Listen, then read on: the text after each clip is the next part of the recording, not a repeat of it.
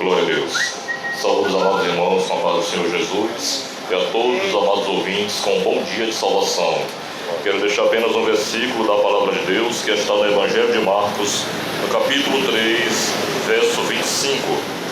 E se uma casa se dividir contra si mesma, tal casa não pode subsistir. Essa foi a resposta do Senhor Jesus Cristo aos fariseus, que estavam ali mais uma vez perseguindo o Senhor,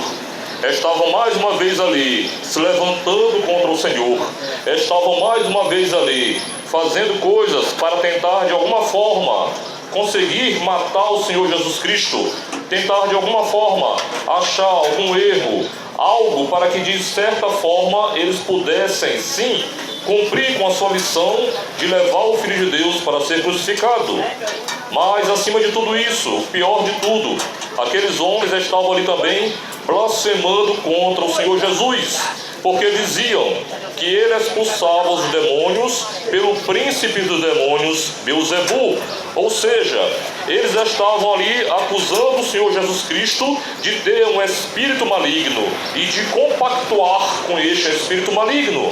Mas essa foi a resposta que o Senhor deu àqueles homens, porque Ele conhecia seus corações, Ele sabia dos seus pensamentos. E depois que o Senhor Jesus Cristo havia saído da região em Jerusalém, Ele seguiu para a Galileia, e ali entrou num dia de sábado, conforme o costume dos judeus, e curou um homem que tinha uma das mãos mirradas. E logo em seguida ele partiu, e logo depois chamou os 12 discípulos, e ali através da eleição daqueles 12, através da ordenança do Senhor, da missão que ele entregou nas mãos daqueles homens, para ir por todo o mundo e pregar o Evangelho a toda criatura. E logo depois ele foi mais uma vez censurado, mais uma vez aqueles homens que estavam ali em volta dele, os fariseus, os saduceus, estavam ali blasfemando contra o Filho de Deus.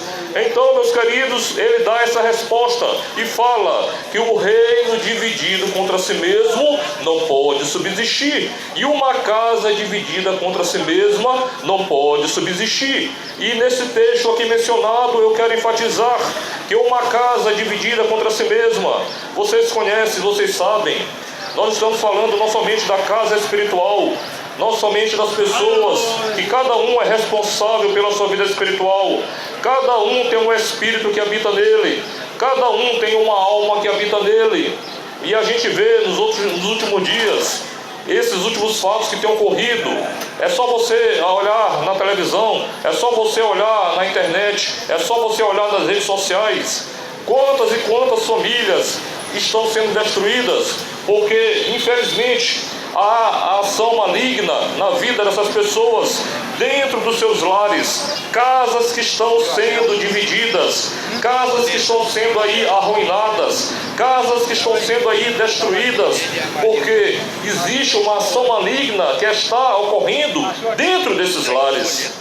Uma casa dividida, ela não pode subsistir. Essa foi a mensagem do Senhor em resposta àqueles homens. Mas quando nós olhamos para a realidade atual de hoje, a gente sabe, há poucos dias mesmo aqui no interior do estado,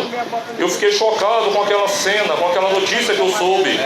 que o filho assassinou o seu pai, o seu próprio pai, e a sua mãe já havia também morrido antes, só de desgosto. Aquela mulher não aguentou a situação dentro da sua casa, dentro do seu lar, e aquela mulher havia falecido poucos tempos antes, poucos meses antes, e agora, por último, o filho, o único filho, assassinou o seu pai, e aquela casa estava totalmente dividida. Aquela casa, infelizmente, foi destruída por conta de uma ação maligna.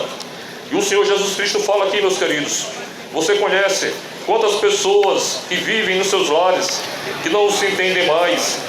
famílias inteiras que vivem numa divisão dentro do lar, famílias inteiras que não se entendem mais, é um para um lado e outro para o outro, pessoas que não se entendem mais, e dentro deste lar, infelizmente, há ação maligna, porque o Espírito de Deus, ele não está tendo acesso para habitar.